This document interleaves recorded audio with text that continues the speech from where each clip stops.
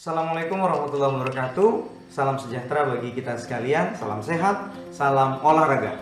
Perkenalkan, nama saya Syamsuddin SPD MPD, dosen di jurusan Pendidikan Jasmani Kesehatan dan Rekreasi, Fakultas Keguruan dan Ilmu Pendidikan, Universitas Musamus Merauke. Dalam video ini saya coba menjelaskan tentang mata kuliah pokok yang saya ampuh, yaitu mata kuliah bola basket dasar.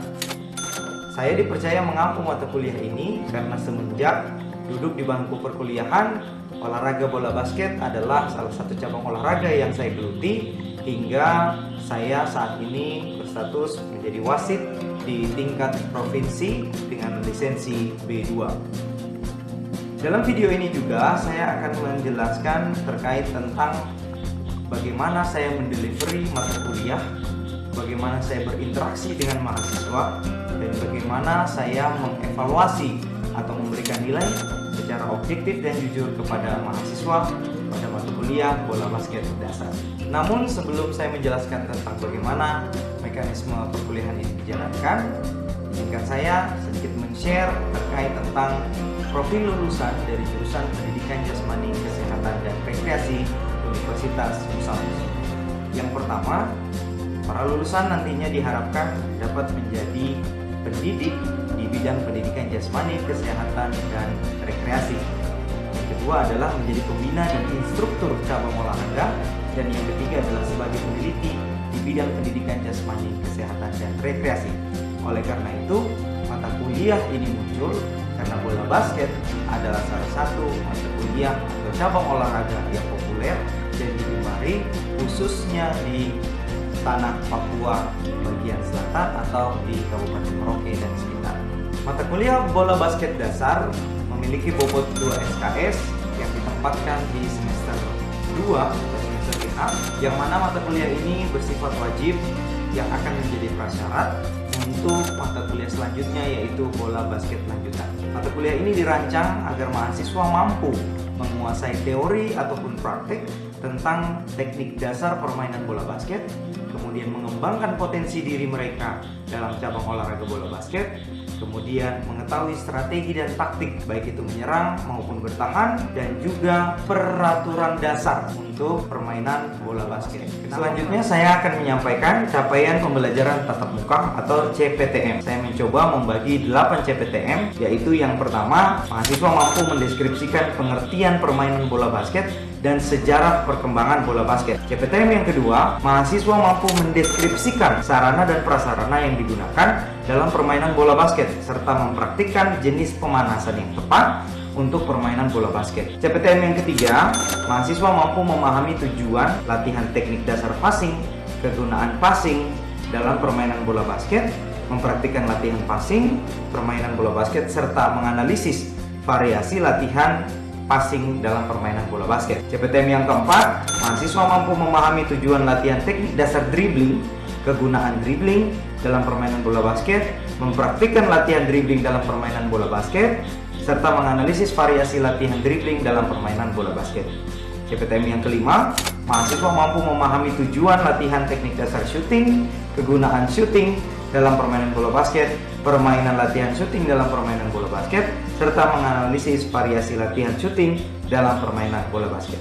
CPTM yang keenam, mahasiswa mampu menganalisis strategi dan taktik menyerang dan bertahan dalam permainan bola basket serta kaitannya dengan penerapan penguasaan teknik dasar bola basket dalam strategi tersebut. Dan CPTM yang ketujuh, yaitu mahasiswa mampu menganalisis strategi dan taktik bertahan dalam permainan bola basket serta kaitannya dengan penerapan penguasaan teknik dasar permainan bola basket.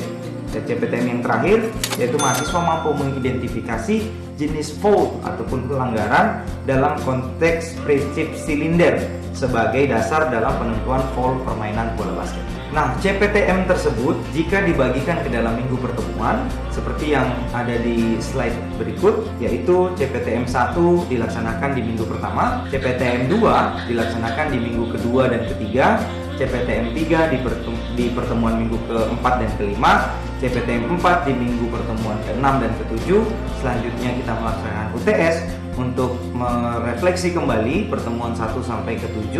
Dilanjutkan dengan CPTM 5 yang akan kita tuntaskan di minggu 9, dan juga CPTM 6 di minggu 10 dan 11, CPTN 7 di minggu 12 dan 13, CPTN 8 di minggu 14 dan 15, dan diakhiri pertemuan dengan ujian akhir semester. Selanjutnya, bagaimana strategi saya untuk berinteraksi dengan mahasiswa, yaitu menggunakan metode Student Centered Learning, yang mana perkuliahan ini akan berpusat kepada mahasiswa. Mahasiswa akan lebih banyak aktif untuk mengembangkan potensi dan juga pemahaman yang mereka buat. Dan dijabarkan ada 4 metode yang saya gunakan. Yang pertama adalah pembelajaran interaktif. Pembelajaran interaktif ini dimaksudkan ketika saya lebih memberikan pertanyaan untuk mahasiswa yang kemudian mahasiswa akan memecahkan masalah tersebut melalui pemahaman yang dia punya dan juga rasa ingin tahu yang dia miliki. Selanjutnya adalah think pair share. Apa itu think pair share? Masalah yang tadi saya coba lontarkan akan didiskusikan dengan teman-temannya, baik 2 orang ataupun berkelompok. Think pair share ditujukan agar mahasiswa banyak interaksi dengan teman sejawatnya ataupun dengan dosen pengampu. Melalui metode ini diharapkan interaksi dapat terjalin secara maksimal, baik itu bentuk kritik, saran, ataupun pertanyaan. Yang ketiga adalah real case study. Dalam metode ini, saya biasanya memberikan kepada mahasiswa video studi kasus. Biasanya yang paling sering adalah bentuk latihan dan juga dalam materi perwasitan. Karena berdasarkan dari kasus yang ada, mereka mencoba menganalisis apa yang ada dalam pikiran mereka dan juga menginterpretasikan solusi dari permasalahan yang dimaksud. Dan yang terakhir adalah project cooperative learning. Biasanya proyek ini saya gunakan atau diaplikasikan dalam bentuk buat pertandingan, baik itu mereka hanya memantau ataupun membuat sebuah kompetisi antar kelas atau antar jurusan dalam skala besarnya, yang mana mahasiswa akan menjadi atlet, mahasiswa akan menjadi pelatih dan juga menjadi perangkat pertandingan dalam pertandingan tersebut, sehingga capaian pembelajaran mata kuliah ini yaitu mahasiswa memahami dan menguasai permainan bola basket akan tercapai. Yang terakhir adalah bagian asesmen atau penilaian, yang mana saya mengevaluasi tingkat keberhasilan mahasiswa dalam perkuliahan bola basket dasar. Yang pertama, saya menggunakan metode tertulis, yaitu bentuknya lembar kerja soal, biasanya dalam ujian tertulis, dan juga laporan proyek yang mana disampaikan secara individu. Kemudian ada juga tes lisan, yaitu mereka mempresentasikan hasil analisis proyek ataupun berupa kuis-kuis yang saya akan tanyakan sembari kuliahan berlangsung. Dan metode yang terakhir adalah tes performance, atau saya menilai keterampilan mereka dalam bermain bola basket. Kemudian instrumen penelitian yang saya gunakan adalah lembar soal atau tes untuk tes tulis dan juga tes lisan melalui rubrik penilaian, dan juga terakhir tes performance berdasarkan laporan penilaian kinerja ataupun laporan penilaian keterampilan. Dan yang terakhir, komponen dan proporsi penilaian yang saya berikan: tugas mandiri dan juga tugas terbimbing berbobot 30%, UTS atau ujian tengah semester 25%, ujian akhir semester 25%, dan juga partisipasi yang bisa diklaim dari absensi senilai 20%. Berikut adalah implementasi perkuliahan bola basket dasar yang saya record melalui aplikasi Zoom, dan secara khusus saya mengajar pada pertemuan ke-14, yaitu materi perwasitan dasar.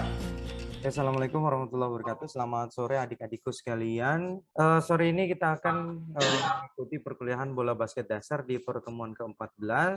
Saya sebagai pengampunya, dan ini adalah salah satu referensi yang teman-teman bisa lihat nanti untuk memvalidasi hal-hal yang ada dalam perkuliahan. Sebelum perkuliahan ini dimulai, mari kita tundukkan kepala sejenak teman-teman untuk kita memulai perkuliahan ini agar ilmu dapat bermanfaat bagi kita dan orang lain. Berdoa, mulai. Selesai. Ya, kita masuk ke pertemuan ke-14. Sebelumnya saya mengingatkan kembali terkait tentang materi yang kita sudah belajar di pertemuan ke-13 terkait strategi dan taktik. Ya, semoga semua masih ingat. Saya mengingatkan, strategi itu adalah siasat yang bersifat jangka panjang yang juga biasanya dibuat sebelum pertandingan. Sementara taktik adalah hal-hal yang digunakan oleh pelatih biasanya menyesuaikan suasana pertandingan. atau bisa juga disebut dibuat saat pertandingan. Nah, strategi dan taktik ini harus dibedakan teman-teman ya, karena setelah materi ini kita akan belajar tentang peraturan, yang mana strategi dan taktik dalam permainan bola basket itu penting ketika kita bermain bola basket. Nah, dalam pertemuan ke-14 ini tugas saya adalah memberikan adik-adikku sekalian pengertian dan juga nantinya diharapkan adik-adik mampu mengidentifikasi jenis foul ataupun pelanggaran dalam konteks prinsip silinder. Apa sih prinsip silinder? Nanti akan kita bahas. Sebagai dasar dalam penentuan foul dalam permainan bola basket. Jadi prinsip silinder ini adalah salah satu prinsip penting di dalam permainan bola basket yang nantinya akan menentukan siapa yang bersalah di dalam sebuah kasus atau kejadian. Nah, di sini saya ulangi, mahasiswa mampu mengidentifikasi jenis foul dalam konteks prinsip silinder sebagai dasar dalam penentuan foul dan permainan bola basket. Model yang saya gunakan adalah pembelajaran interaktif, nanti kita akan tanya jawab, kemudian think pair share, nanti kita akan buat kelompok, ataupun nanti tugasnya yang berkelompok, kemudian real case study, nanti kita lihat dari kejadian-kejadian yang sesungguhnya. Dan yang terakhir adalah project cooperative learning, nanti saya akan kasih teman-teman tugas untuk dijadikan sebuah proyek yang akan kita laporkan dalam pertemuan berikutnya. Apa tugasnya? Nanti di akhir pertemuan. Yang berikutnya adalah metode yang saya terapkan adalah ceramah, diskusi, tanya jawab, dan juga ada pemberian tugas. Nah, ini sebagai sumber bacaan ada buku saya sendiri, kemudian buku Prof. Harsono, Kepelatihan Olahraga, buku Psikologi Olahraga, buku tes dan pengukuran, serta buku terkait tentang kebugaran jasmani. Nah, pasti teman-teman sekalian bertanya, apa sih pentingnya kita tahu tentang peraturan? Bukan hanya peraturan permainan bola basket. Permainan apa saja? Ada yang bisa mendefinisikan? Satu orang atau dua orang, silahkan. Oke, saya tunjuk Ferry Toding Alo. Apa itu kira-kira pentingnya kita tahu peraturan? Mohon izin Bapak, selamat. Menurut saya pentingnya kita mengetahui peraturan kan agar ketika dalam permainan, misalnya contohnya pemain membuat kekerasan atau mungkin tindakan-tindakan tidak sportif, mungkin dari pihak panitia atau mungkin penyelenggara memberikan sanksi terhadap tim tersebut. Oke, itu ya. Seperti itu. Oke, Ya, terima Bapak. kasih Ferry. Berarti pada prinsipnya kita mengetahui peraturan itu agar kita tidak celaka, benar ya? Ataupun Ya, Bapak. aturan itu ketika kita langgar maka kita celaka, kurang lebih begitu. Ya, Bapak. Nah, Ya, nggak Bapak. percaya, mungkin teman-teman yang lain tidak percaya, maka kita saksikan video berikut. Lihatlah ibu yang nekat mengangkat polang kereta api ini.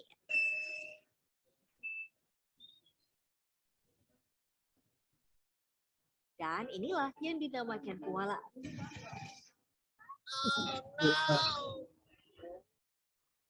Nah, itu ya. Jadi yang tidak percaya kalau melanggar aturan itu berbahaya, silakan contoh ibu. Tidak tahu siapa pemama ini.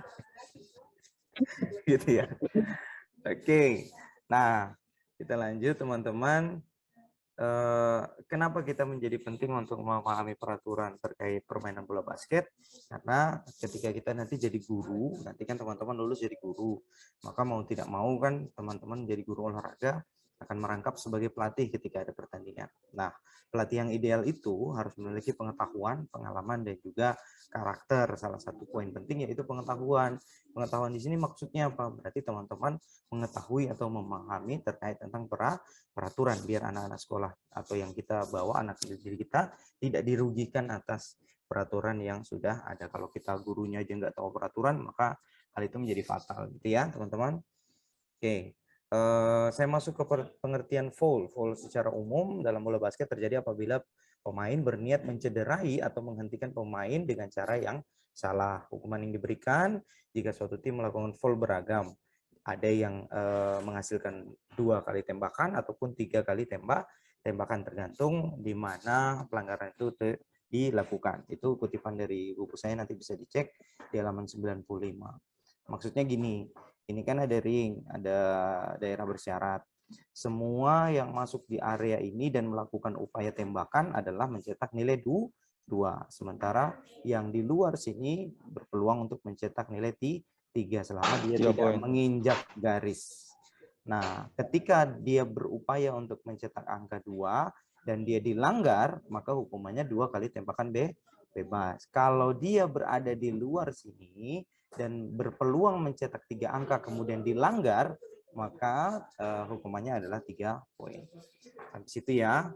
Sampai situ dulu. Saya akan share ke teman-teman terkait prinsip silinder yang kita akan mau belajar sebagai dasar peraturan bola basket.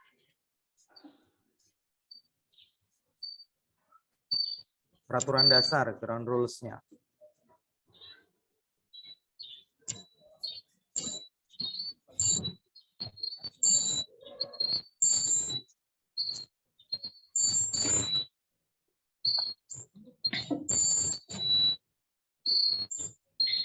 Oke, nanti kalau ada yang rasa ingin ditanyakan, langsung ditanyakan aja, tidak apa-apa. Gitu ya teman-teman ya. Saya sambil izin memutar lanjut.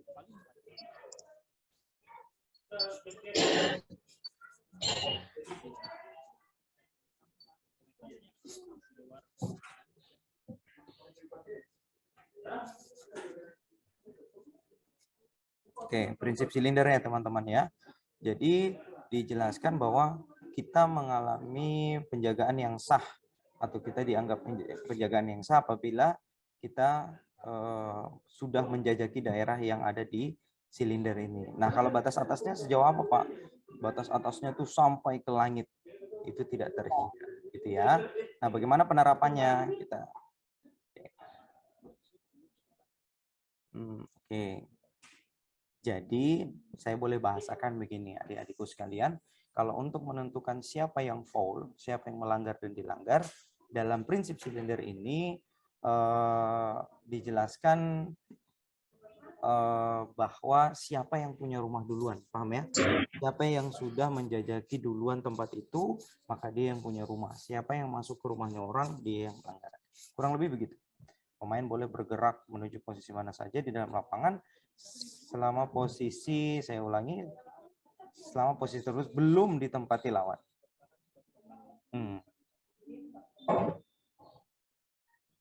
Oke. Oke, siapa yang punya rumah nih? Stefan, kebetulan aktif nih. Stefan, siapa yang punya rumah? Baju biru atau baju putih? Baju biru, Bapak. Iya, baju biru. Berarti kalau dia ada benturan, siapa yang salah? Baju putih. Baju putih. Jadi prinsipnya begitu. Siapa yang sudah menjaga lebih dulu. Itu keterangannya. Nanti next kita akan berdalami lagi terkait tentang prinsip silinder. Ini hanya pengantar. Nah, prinsip vertikal ini penting. Itu yang membatasi batas atas dari pemain.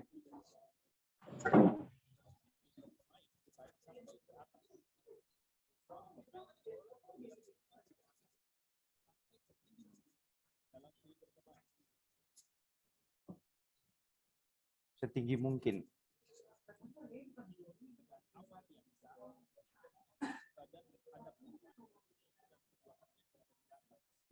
Ingat, kedua kaki berada di lantai. Jadi penjagaan yang sah itu apabila kedua kaki sudah ada pada lantai.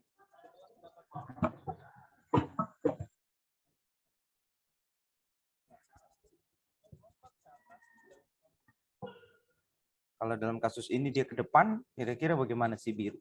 Yang biru salah. Iya, baju biru salah. Maka yang full adalah baju biru. Kita next ya, teman-teman.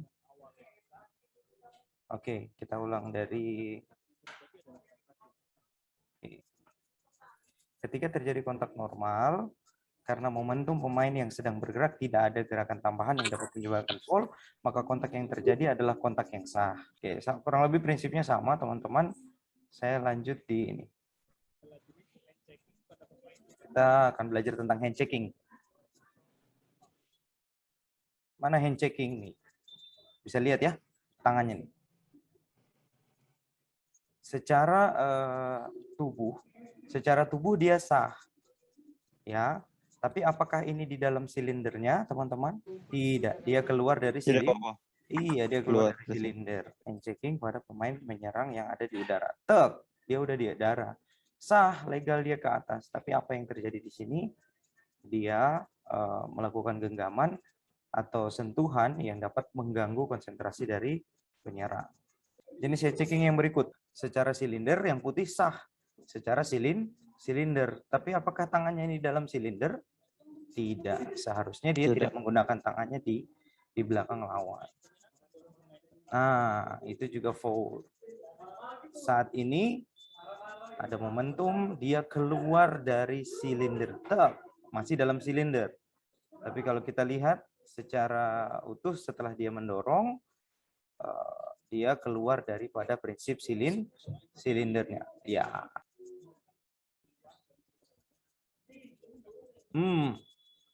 Oh, ini Anis sering begini, Anis. Karet.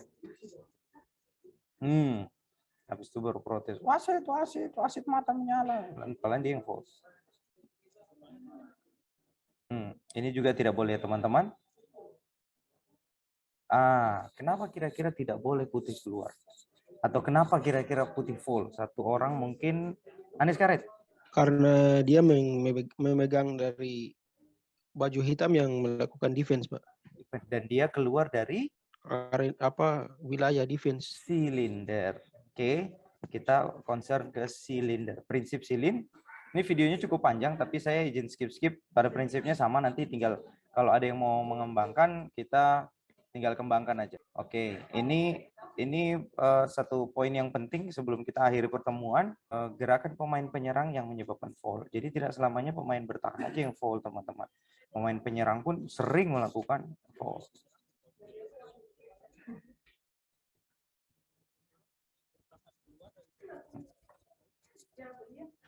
Baik menggunakan elbow, sikut, bahu, ataupun belakang tubuh. Dia tidak keluar dari silindernya sebenarnya. Ya, sepakat ya, dia tidak keluar dari silindernya. Tetapi ini udah ada rumahnya. Orang yang baju biru ini sudah punya rumah duluan. Jadi kalau putih memaksa untuk masuk, maka dia melanggar daripada aturan.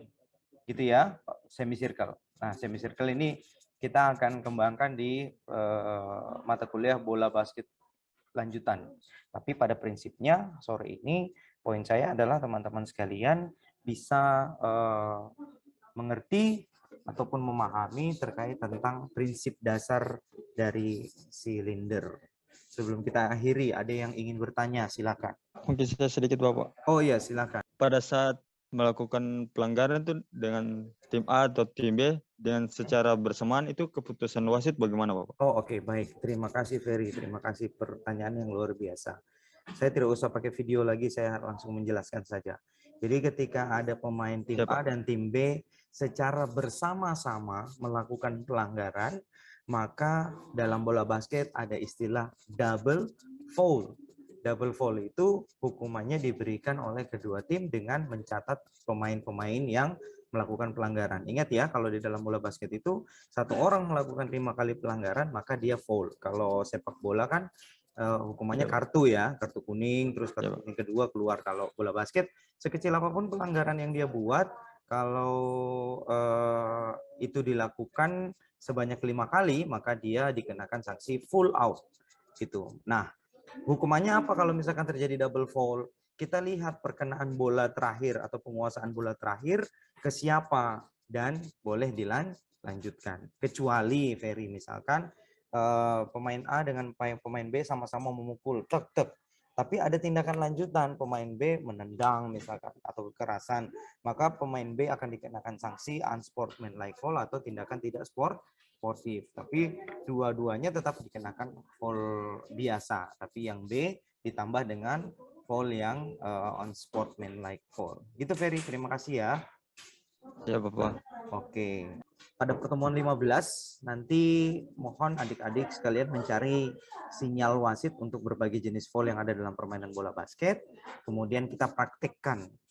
Nah, besok untuk masuk kelas harus bisa membuat membuat jenis pelanggaran, misalkan foul, blocking foul atau foul hand checking, bisa itu baru bisa masuk kelas gitu ya. Ini anak-anak kalau dengar tugas tuh mukanya kayak ini.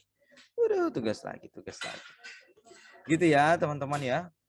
Untuk pertemuan 15 kita akan menganalisis kasus dan mempraktikkan sinyal foul dalam permainan bola basket. Nah, untuk tugas yang ini Untuk tugas yang sinyal vol, teman-teman bisa lihat di referensi yang saya tadi sudah bagikan. Di buku saya bisa, di peraturan juga bisa, atau di media online juga bisa. Terserah teman-teman dapat dari mana. Nanti untuk menjadi syarat kelas untuk minggu depan. Teman, if you have a talent and don't practice, you won't win anything. Artinya apa? Jika kamu memiliki bakat, tapi kamu tidak pernah latihan, maka mustahil bagimu untuk memenangkan segalanya. Baik, sekali lagi terima kasih atas kehadirannya. Stephen pimpin kita dalam doa, Dek, baru kita tutup. Oh iya, Bapak. Alangkah baiknya sebelum kita menutupi kegiatan kita di sore hari ini dengan doa. Oke, baik, doa yang saya bawakan menurut ajaran agama saya Katolik. Bapak dan teman-teman yang lainnya menyesuaikan. Doa mulai. Ya Bapa di dalam surga, puji dan syukur kami haturat kehadirat-Mu, karena atas berkat dan bimbingan-Mu, mulai dari malam hingga pagi hingga siang dan sore hari ini, kami dapat mengikuti kegiatan kami di sore ini dengan baik. Berkatilah segala usaha dan harapan kami dari Bapak dan Ibu dosen serta teman-teman. Semua apa yang diberikan oleh Bapak dosen dan teman-teman dapat berguna bagi kami ke depannya. Berkatilah segala usaha dan harapan mereka, hingga apa yang mereka berikan kepada kami dapat berguna bagi kami ke depan. Namamu yang kami kudus tetap kami puji kini dan sepanjang segala masa. Amin. Dan Bapak Amin. terakhir. Terima kasih Stephen, terima kasih. Demikianlah contoh pembelajaran mata kuliah bola basket yang saya ampu. Di dalamnya saya menjadi motivator, di dalamnya saya menjadi pemateri, dan juga di dalamnya saya menjadi pembimbing ataupun pamong bagi mahasiswa yang ingin mengembangkan potensinya di cabang olahraga bola basket. Demikian video penjabaran mata kuliah bola basket yang saya buat. Lebih kurangnya mohon maaf, semoga bermanfaat bagi kita sekalian. Assalamualaikum warahmatullahi wabarakatuh. Salam sejahtera, salam sehat, dan salam olahraga.